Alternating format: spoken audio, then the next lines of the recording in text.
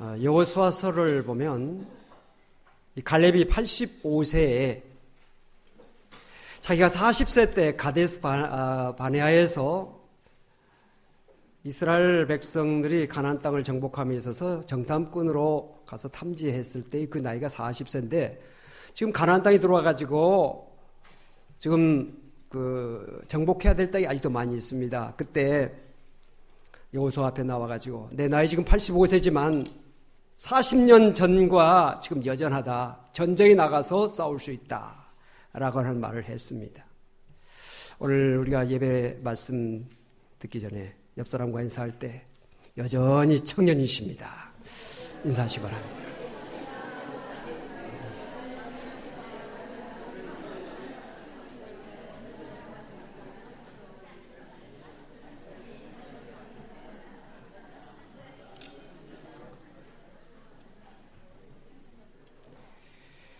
오늘 청년주의를 맞이해서 하나님이 함께 하시는 사람이라는 제목으로 함께 은혜를 나누기를 원합니다. 나이가 들어갈수록 부러운 것이 있는데 그것은 젊음입니다. 나이 드신 분들이 가장 듣기 좋은 소리 가운데 하나가 젊어 보이십니다 라고 하는 그런 말이 될 것입니다. 반대로 가장 듣기 싫은 소리가 늙어 보이십니다 이겁니다. 어느 연세 드신 목사님이 그런 말씀 하시더라고요. 자기는 참 듣기 싫은 소리가 하나 있다고. 무슨 소리냐 했더니 노종이라는 소리를 가장 듣기 싫어한다고 그러더라고요. 노종 아무개 목사님. 그냥 뭐 아무개 목사라고 하면 됐지 왜 노종자를 거기다 붙이느냐. 그 이야기를 하는 겁니다. 저도 그럴 것 같아요. 네. 젊어 보이는 옷을 입습니다. 젊어 보이는 헤어스타일을 합니다. 젊어 보이는 스카프나 넥타이를 착용합니다. 젊음은 소중하지요. 사람이 돈이 많기를 원하는 것은 그만큼 가능성의 영역이 넓어지기 때문에 많은 돈을 원하는 것입니다. 젊음도 마찬가지입니다. 미래에 대한 가능성이 커지기 때문에 사람들은 젊음을 소망하지요. 미래는 오늘의 삶의 결과로 이루어지는 것이 아닙니다. 그렇기 때문에 청년들은 그 누구보다도 자기 자신에게 주어진 청년의 때에 대해서 최선을 다해야 합니다. 고향 친구들의 소식을 종종 듣지요. 동창 아무개가 정계에서, 재계에서, 법조계에서, 교육계에서, 문화계에서 어떤 인물이 됐다. 또 어떤 활동을 하고 있다는 소식을 종종 듣습니다. 그런가 하면 어떤 동창에 대해서는 전혀 지금 어디서 무엇을 하고 있는지 전혀 알 수 없는 동창들이 있습니다. 그 이유는 자기 자신을 내세울 만한 어떤 것이 없기 때문에 또는 자신의 부끄러운 모습을 내보이기 싫기 때문에 동창들의 모임이 나오지 않고 자신의 모습을 사람들에게 나타나 보이지를 않는 것입니다. 왜 그렇게 됐을까요? 청년의 시절을 잘못 지냈기 때문에 그런 결과가 오는 것입니다.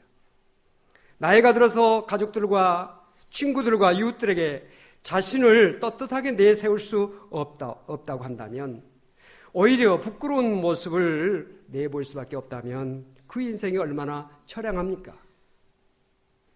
신문이나 방송에 포승줄에 묶이고 수갑을 찬 모습들을 드러내는 사람들이 종종 보입니다. 잘 되라고 해서 길러주신 부모님 앞에 얼마나 죄송할까요? 자기를 믿고 의지하는 아내와 자녀들 앞에서 얼마나 부끄럽겠습니까? 친구들과 이웃들에게 얼마나 부끄러운 모습입니까?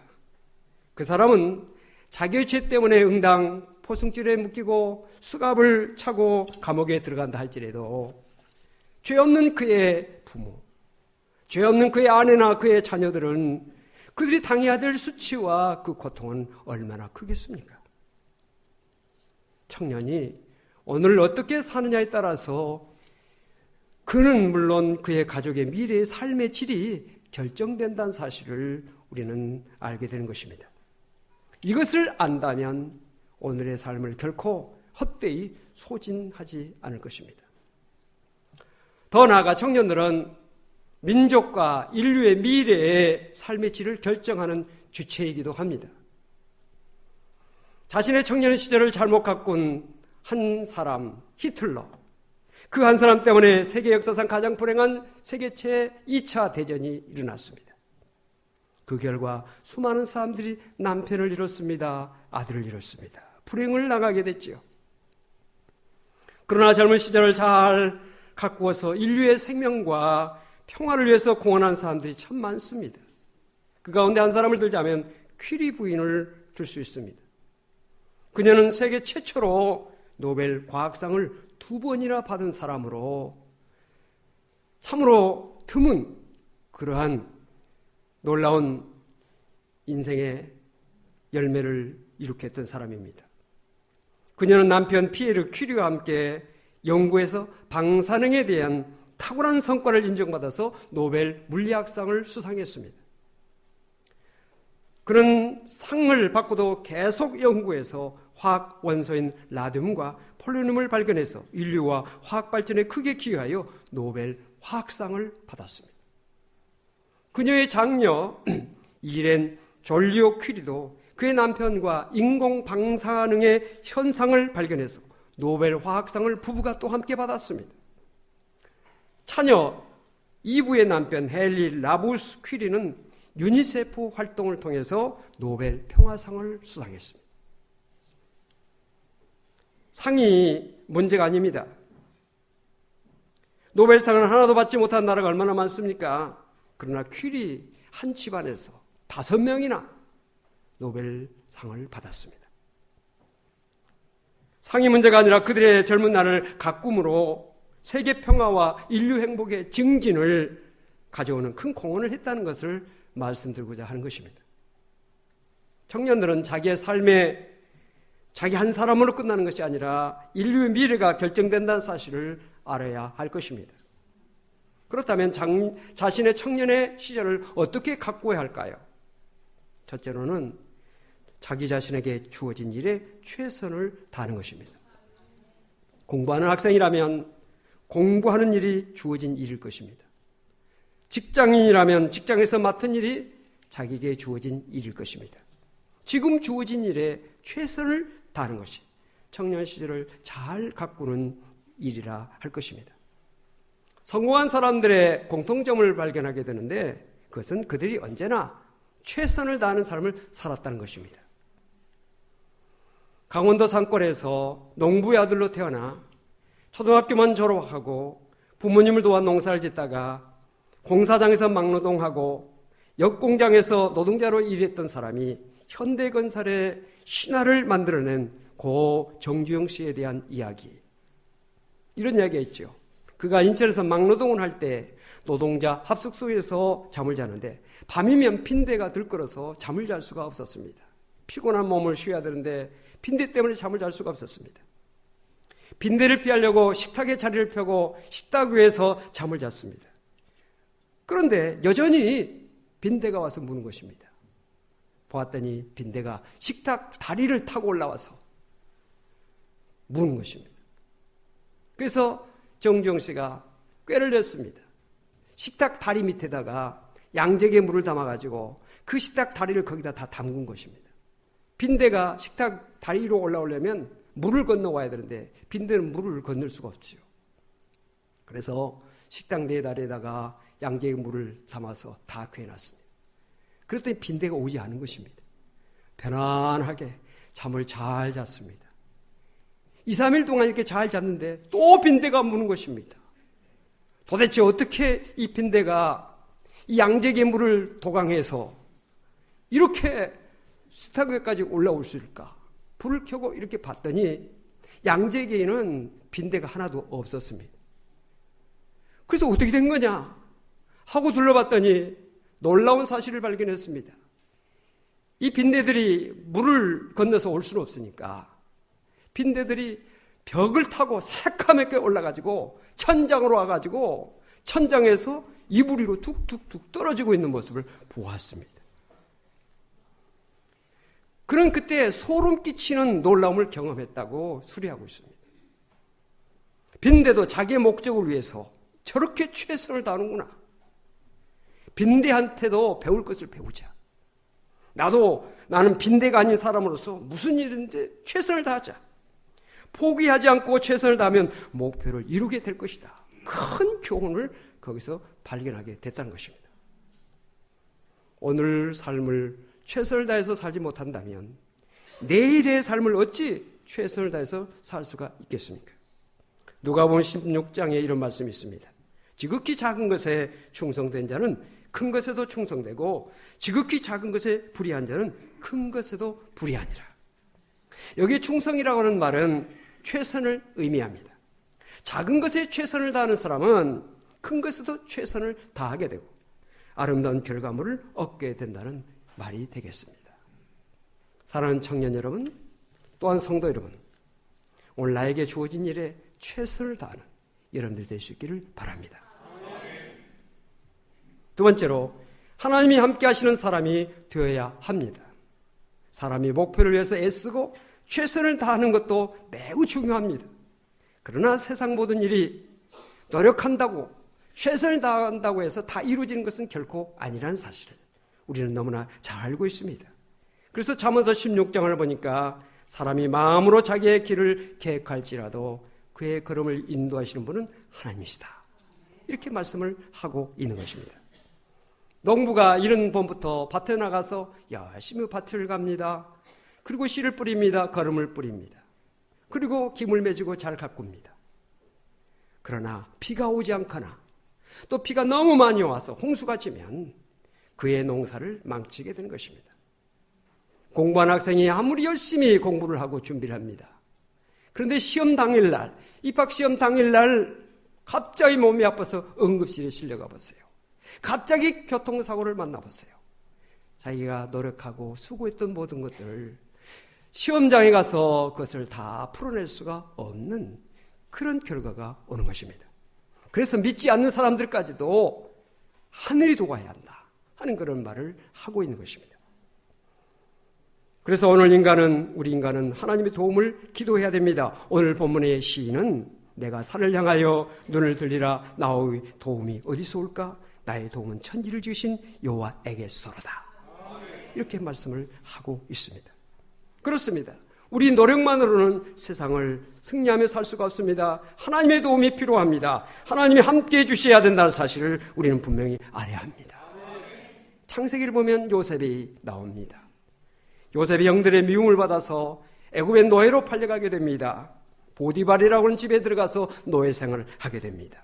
그런데 성경은 요셉이 애굽 사람의 집에 노예가 된 것을 형통하다고 말씀하고 있습니다.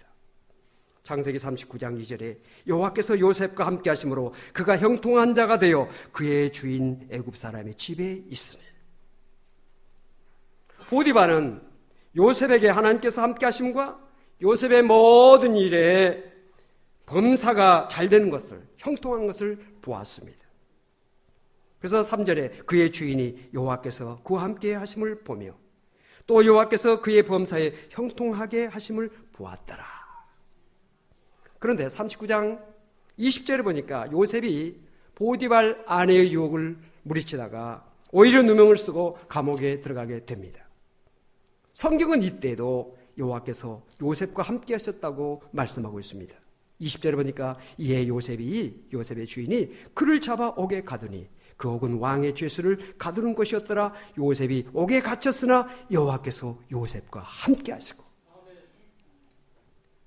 요셉의 삶의 단면만 본다면 이런 말씀들을 도저히 이해할 수가 없습니다. 형통하다면 왜 형들에게 미움을 받습니까? 사랑을 받아야죠. 형통하다면 아버지 집에서 평안히 살아야죠. 왜 노예로 애굽에 팔려갑니까? 형통하다면 누명을 쓰지 말아야죠. 왜 누명을 씁니까? 감옥에 들어갑니까? 그러나 요셉이 애굽의 총리가 되고 아버지와 형제들을 애굽으로 초청하여 가장 아름다운 고센 땅에 그들을 이주시켜서 삶의 터전을 마련하게 하고 그곳에서 야곱의 자손이 생육하고 번성하여 큰 민족이 된 그 결과를 볼 때에 요셉의 삶의 단면들이 하나님의 뜻 가운데 형통하게 됐다는 사실에 대해서 이해할 수가 있는 것입니다.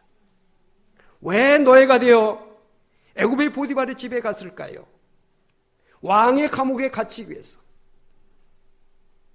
왕의 감옥에 갇혀야 왕의 신하들을 만날 수 있고 그들을 통해서 왕 앞에 설 수 있고 왕의 꿈을 해몽할 수가 있는 그 모든 것들이 하나님의 계획하에 하나님의 섭리 가운데 예정되어 있는 것인데 요셉의 생활 속에서 하나님이 함께 하심으로 그런 하나님의 뜻이 형통하게 됐다는 뜻을 그렇구나 하는 것을 알게 되는 것입니다.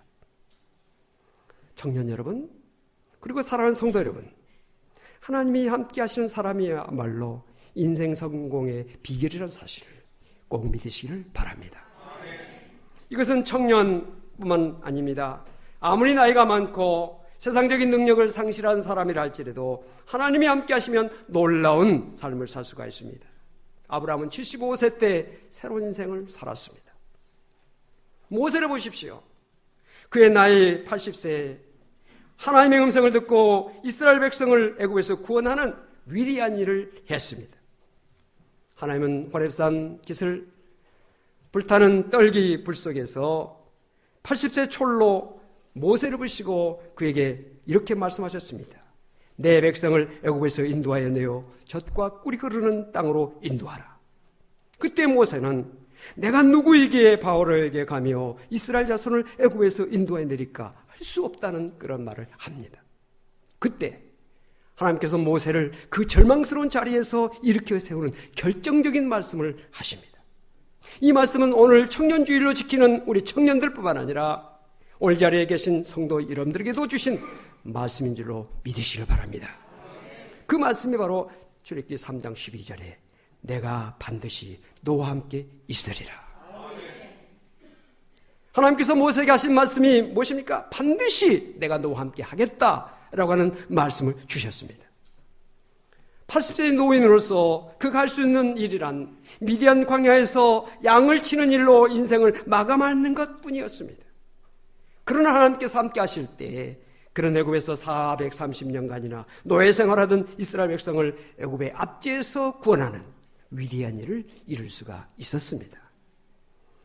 여호수아를 보십시오. 여호수아가 모세의 후계자가 되어서 이스라엘 백성들을 이끌고 요단을 건너야 됩니다. 장대한 민족이 살고 있는 가나안 땅을 정복해야 되는 너무나 힘들고 어려운 일을 감당하게 됐습니다. 얼마나 걱정스럽고 두려웠겠습니까? 그러나 이때 하나님께서 여호수아에게 말씀을 주셨습니다. 그 말씀을 받고 그 말씀을 붙들 때 그는 이스라엘 백성들을 데리고 요단강을 건넜습니다. 초롱성 여리고성을 함락시켰습니다. 장대한 가나안 7족속을 물리치고 젖과 꿀이 흐르는 가나안 땅을 정복했습니다. 하나님께서 여호수아에게 주신 말씀이 무엇일까요? 모세에게 주셨던 말씀과 똑같은 말씀입니다. 여호수아서 1장 5절에 내 평생에 너를 능히 당할 대적할 자가 없으리니 내가 모세와 함께 있었던 것 같이 너와 함께 있을 것임이니라. 인생의 가장 큰 성공의 비결이 하나님이 함께 계시다. 하나님이 함께 하시는 것이 인생 성공의 비결이라는 사실을 우리에게 분명하게 말씀해주고 있는 것입니다. 오늘 청년주일로 지키는 우리 사랑하는 청년들 그리고 이 자리에 계신 여러분 하나님께서 함께 하시는 사람이 꼭 되어서 여러분의 인생의 영육간에 큰 성공과 승리가 있게 되시기를 주름으로 축원을 드립니다. 기도하십시다. 하나님 감사합니다. 오늘 청년주의로 지키면서 하나님이 함께 하시는 사람이라는 말씀으로 함께 은혜를 나눴습니다. 우리 인생에 많은 어려움들이 있습니다. 해결해야 될 과제들이 많습니다. 두려운 일도 있고 걱정스러운 일도 있습니다. 그러나 하나님께서 함께 하시면 모든 것을 해결할 수 있고 모든 것을 형통하게 이룰 수 있다는 사실을 다시 깨닫습니다. 우리 사랑하는 청년들에게 이 말씀이 하나님께서 주신 말씀으로 그들 마음에 새겨지게 하여 주시고 우리 모든 성도들에게 이 말씀이 새겨지게 하셔서 인생의 여러 가지 일들과 상황 속에서도 이 말씀 붙잡고 승리하는 우리 모두가 될 수 있도록 복을 내려 주시옵소서. 예수 그리스도로 간절히 기도하옵나이다. 아멘.